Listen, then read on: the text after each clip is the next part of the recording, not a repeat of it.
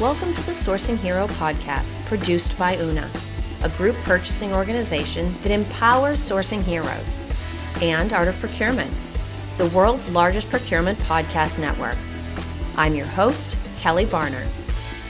The goal of the Sourcing Hero podcast is to capture the epic stories of people who are rising up and beating the odds to create exceptional value within procurement, directly from those heroes themselves.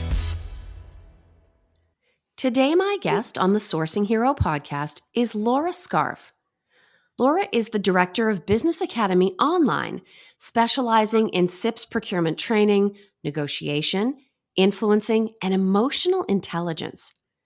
Laura helps busy procurement professionals achieve their qualifications to help with their employability while also helping them understand and manage their emotions and relationships so they can improve their confidence. So, hi, Laura. Thank you so much for being with me today. Hi, Kelly. It's great to be here. Thanks for having me. Now, I shared a little bit about where you work and what your areas of focus are in my intro, but I'd love to have you share a little bit more about your professional journey, just so folks can get to know you a little bit better before we dig into our main topic. Yeah, absolutely. So my background is actually in procurement. One of my first jobs was a procurement job. I kind of fell into it. And it was a public sector role where there was no purchasing, no policies, nothing. And I had to start from scratch. I enjoyed that. But from that, I got into the public sector, heavily regulated government purchasing, and found that I really enjoyed that, but I liked a little bit of freedom. I was then headhunted from that role into the project space, so working for a consultancy and particularly working on projects in terms of defence, and they were both public and private sector. And really, it was this role that got me interested in emotional intelligence and nonverbal. I was dealing with different cultures, different ages, different genders, and I was still really quite early in my 20s at this point. And it really managed to unintentionally, just to be very clear, unintentionally insult people with my nonverbal behavior or certain different cultural things that I wasn't aware of at the time. So this started me on quite a long journey into looking at nonverbal behavior, studying advanced human communications, and then now I am a trained behavior analyst as well. So I kind of bring the procurement side and the behavioral side and try and marry the two together, because for me, that's what we desperately need in the kind of unique position that we as procurement hold within an organization. Oh, I couldn't agree with you more. And I think it's fascinating because, like you said, you fell into a procurement role, which a lot of us share that experience with you, but then to deliberately go off and sort of pursue this additional level of understanding, it is precisely what so many procurement professionals and leaders and whole teams are looking for right now, because so much of what we're dealing with on a daily basis goes beyond the stuff you capture in spreadsheets or the stuff that you automate through some digital platform. It truly is those interpersonal relationships and connection points where we have the opportunity to create the most sort of upside value that goes beyond savings. Yeah, I totally agree. I'm just sitting here nodding. You can't see me right now, but I'm nodding away. And I feel really passionate about that. And actually, something that came from the pandemic, and in the UK, obviously, we've had a lot of upheaval with Brexit and so on, has been the fact that actually there is this real need for professional skills. And this rise of artificial intelligence and automation in our industry, which is only going to take on more, has really highlighted this need for, I like to call them professional skills rather than soft skills, but that kind of complicated collaboration and building rapport with stakeholders, and the human factor really cannot be replaced in our industry, in my opinion. And so we need this even more with the rise in things like AI. Now, clearly you've studied in this area, and there certainly is a science to this, although it's one of those complicated areas where, we're all human beings and we're all to some extent or level used to reading body language, reading a room.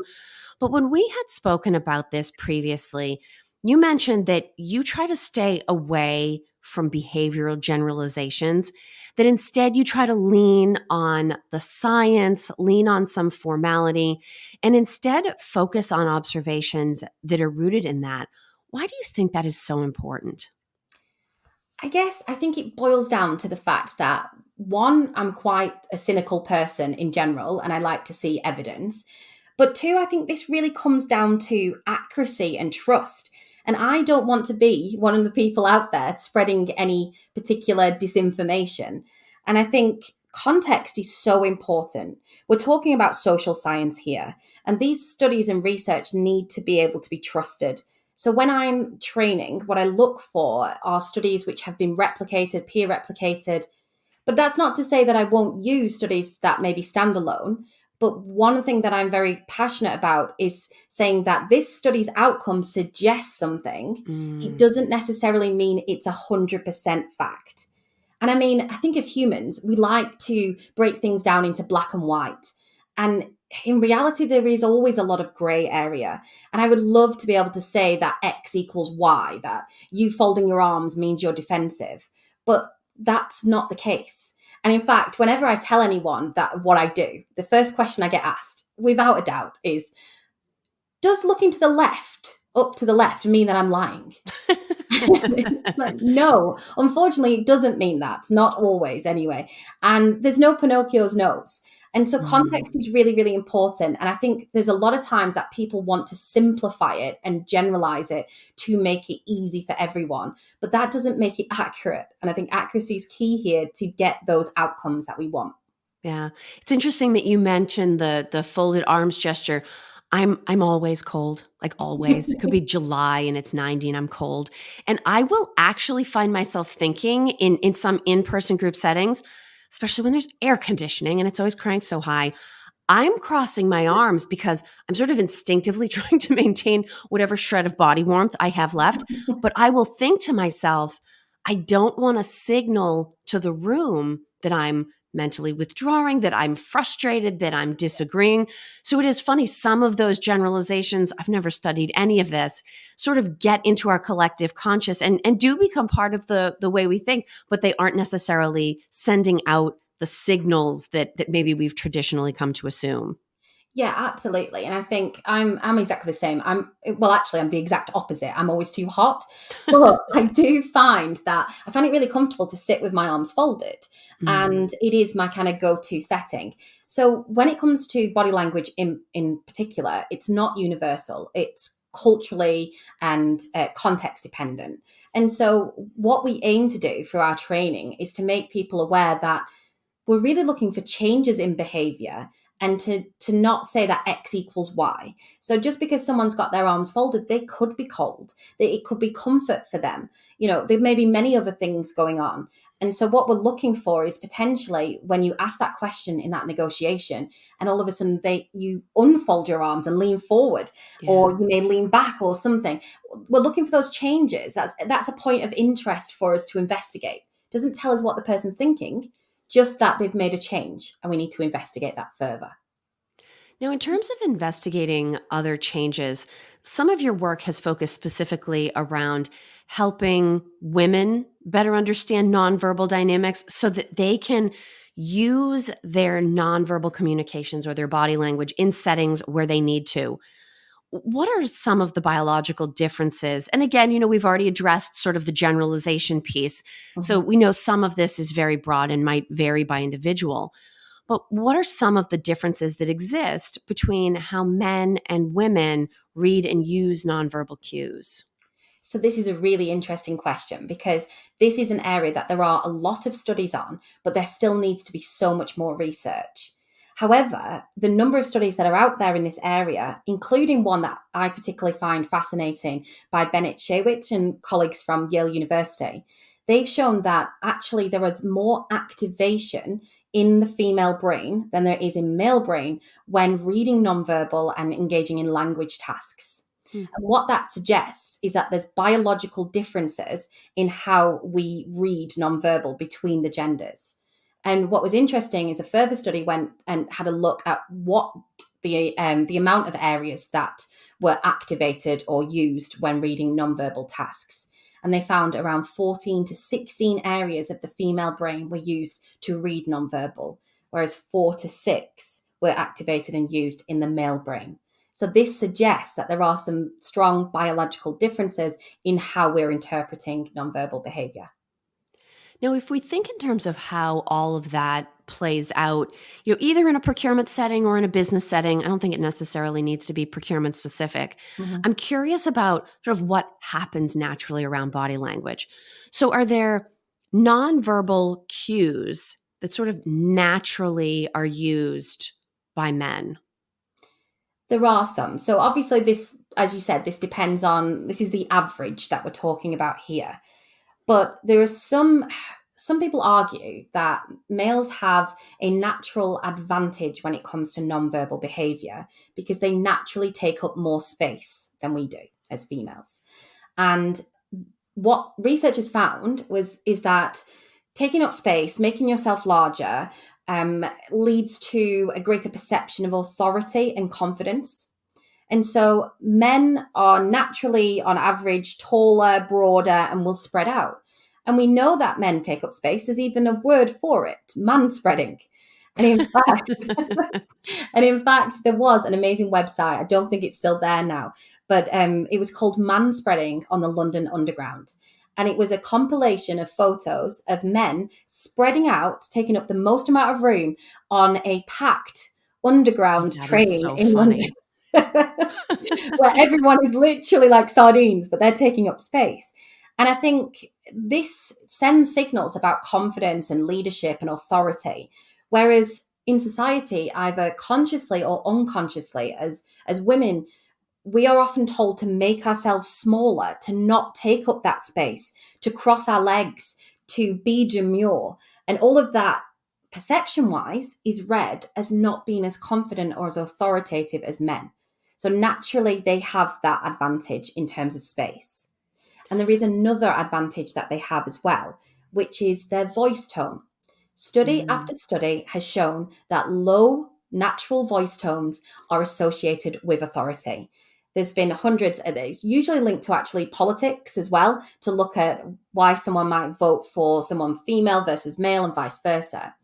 And high voices, which on average females tend to have a higher voice, are associated with children and less authority. So men have that kind of natural advantage from the start. Now, are there any advantages that women have?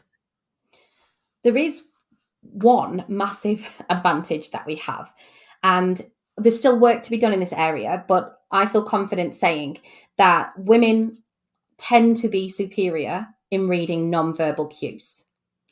So not only do we read more cues, we read them with greater accuracy, Mm.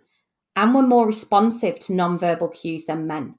And what's interesting is that a number of studies looked at, we talk about positive and negative emotions on the face, but we've also got a neutral expression.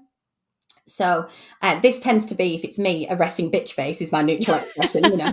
But but with neutral expressions, women were more accurate at basically decoding or identifying the start of an emotion on the face. So Hmm. whether it was turning into something like anger or whether it was turning into happiness.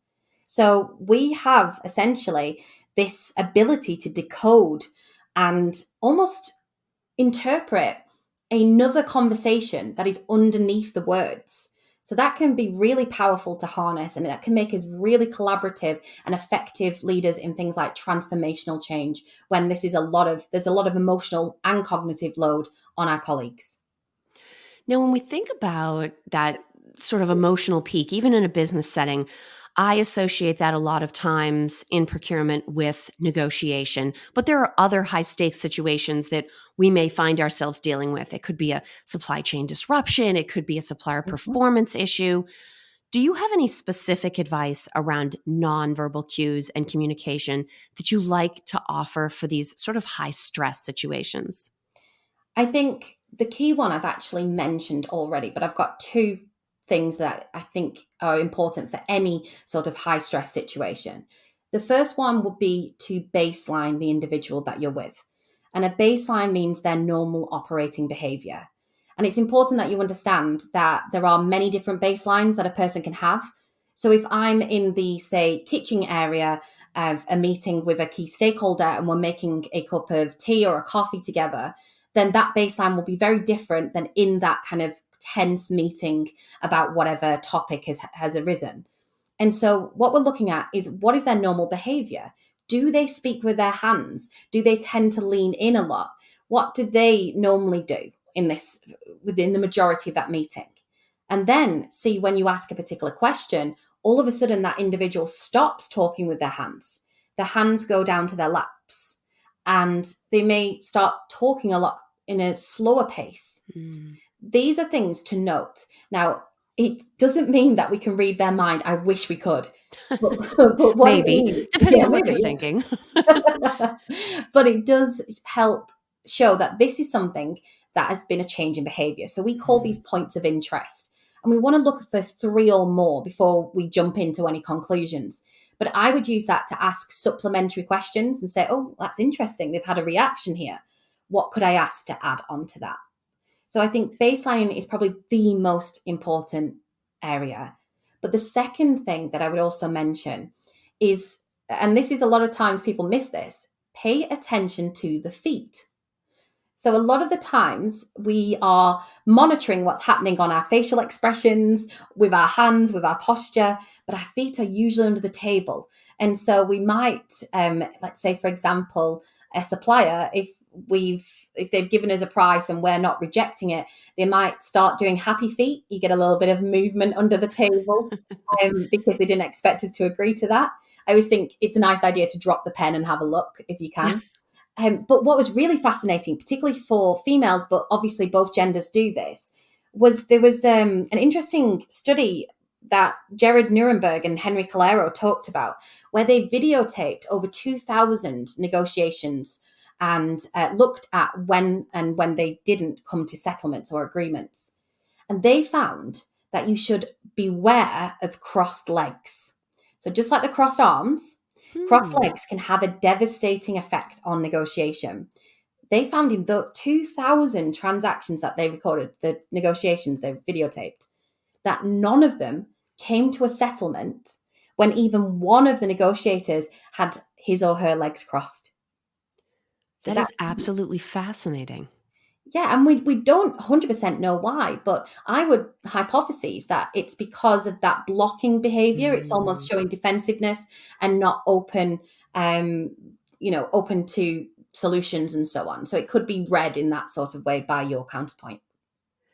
Now, the last thing that I want to get a chance to ask you about, I know for me, whether it's a negotiation or an important presentation, if I'm going into a situation and I'm trying to sort of bolster my confidence and maybe think about the image that I'm projecting to the other people that I'm meeting with, I will put extra thought into, what do I wear?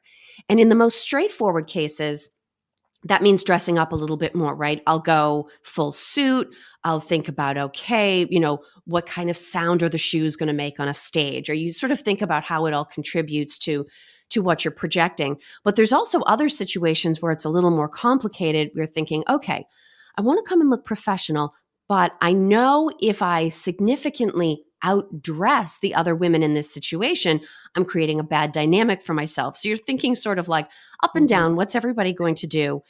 Have you looked into at all the role that attire plays in these nonverbal cues beyond the tone of our voice, the space that we take up, or how we move our bodies?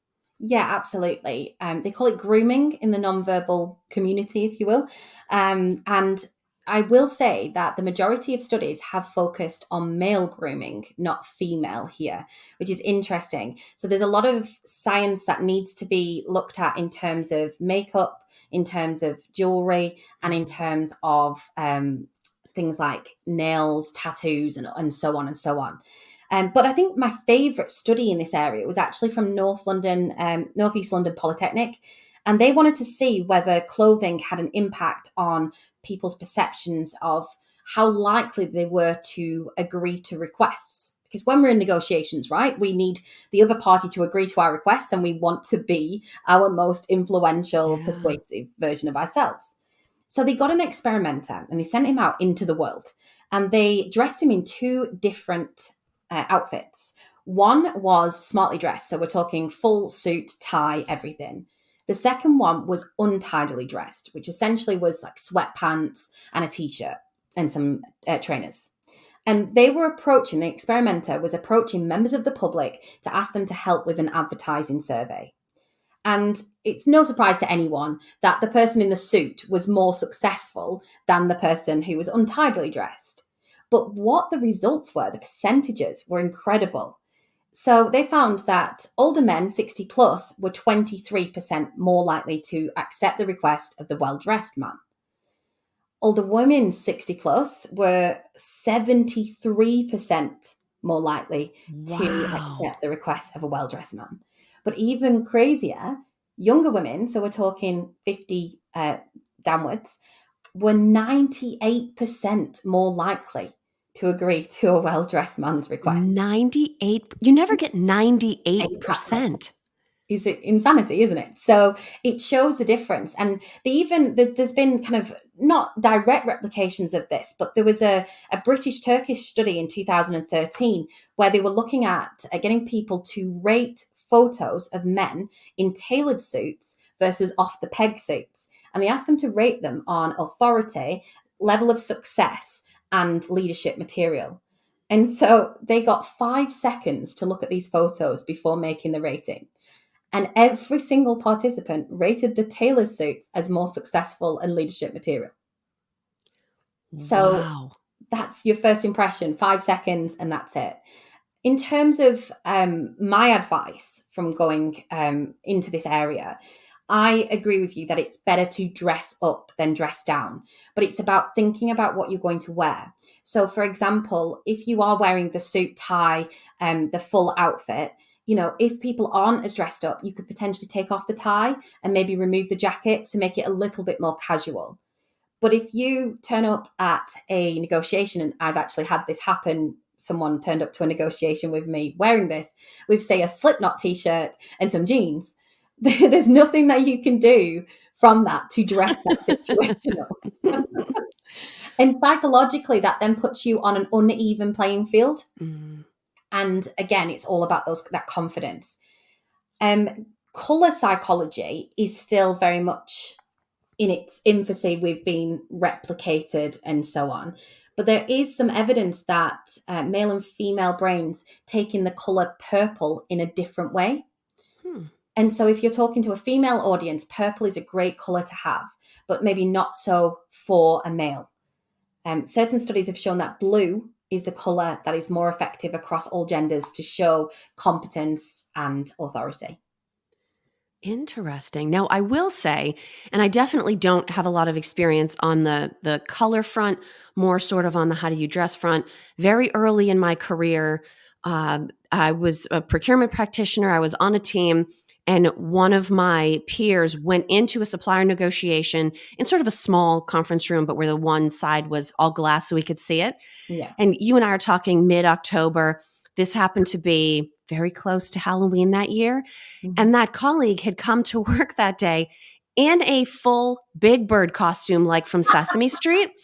So I can't speak to the impact it had on the negotiation, but I do know he got in a ton of trouble when he left that conference room. So for anybody listening that's thinking about taking Laura's advice to bear, also don't wear your Halloween costume unless you're dressing up like one of the characters from the Kingsman movies. In that case, it might work for you.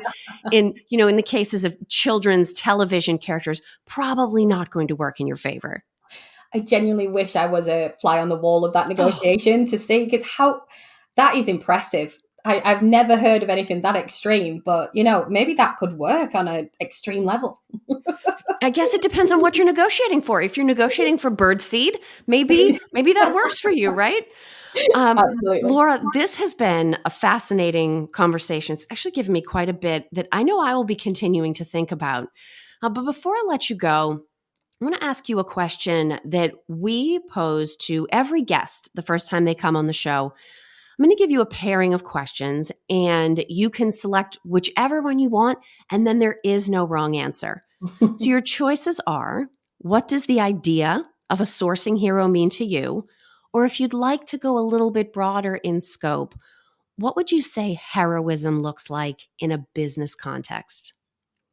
I think I'm going to go for the broader business context, although I do think that this also applies to a sourcing hero too. I think that somebody who is incredibly self aware and authentic is really my hero, if you will. A sourcing hero in particular, I don't think rushes to judgment. They take time to think before reacting, which, let's be honest, can be incredibly difficult for it all to do. Yes. We're all human. And my point of view is that I'm super passionate about emotional intelligence for procurement professionals.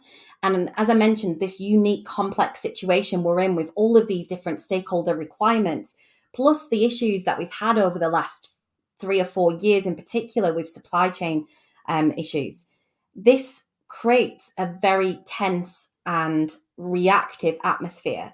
So any individual that operates in a strategic, proactive way, that's self-aware, that has the ability to read others and lead with empathy and compassion, really is my definition of a hero. Well, Laura, for anybody that is just discovering you through this conversation, finds this information fascinating, that would like to connect with you to learn more, what is the best way for them to get in touch? Probably LinkedIn. So LinkedIn, I'm at Laura Scarfe or Business Academy Online. I also have our website, so that's www.businessacademy-online.com. Plus, we've just launched a female leaders in procurement program. So this is a huge leadership program. So you can find that on www.femaleleadersinprocurement.com. And I think those are the best ways. I'm on Instagram, I'm on Twitter, but LinkedIn is where I usually do the majority of my work. Thank you for listening to this episode of the Sourcing Hero podcast. Join us again next time for more true stories of sourcing and business heroism performed by your colleagues and peers. Look for the Sourcing Hero wherever you get your podcasts, and don't forget to subscribe. Finally, don't forget, sourcing heroism is taking place all around us every day. Keep your eyes open and you're bound to see it. Until next time, I'm your host, Kelly Barner. Stay well and always remember that you can be a hero too.